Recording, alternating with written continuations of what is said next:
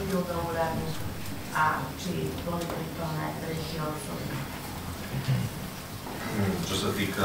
Čo sa týka tej bezpečnostnej komisie, to sú to akí členovia, sú to interní zamestnanci. Z hľadiska informovanosti nie sú to verejné informácie. Ja teraz nemôžem dať na to odpoveď, pretože tá kontrola stále prebieha, ten audit je. Aj ty budeš informovať určite o tom výstupe, kto, čo, ako, čo sa robilo. Ja som aj dneska sa vyjadril do RTVS, tej pani redaktorke, áno, 7.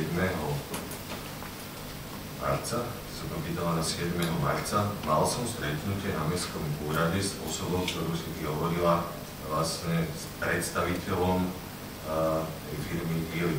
To je pravda, mal som. Čiže to ja nepopieram, to sa udialo. To nie je žiadne tajomstvo. Čo sa týka toho personálneho poradenstva, čo sa ma pýtala, Ili mi nevykonáva nejaké úkony, čo sa týka kontroly. Je to ozaj len poradenstvo. Je to len poradenstvo.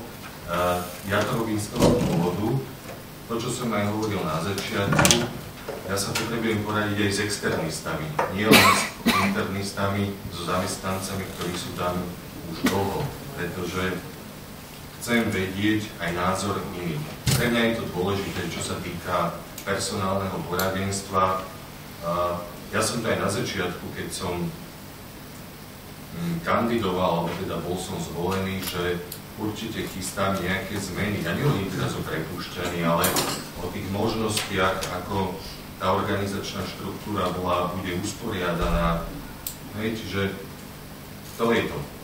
Ja som to aj povedal, keď začínalo zastupiteľstvo, žiadna tretia osoba ani firma sa nedostala k údajom, osobným údajom alebo k údajom obyvateľov mesta, ani k údajom zamestnancov mestského úradu.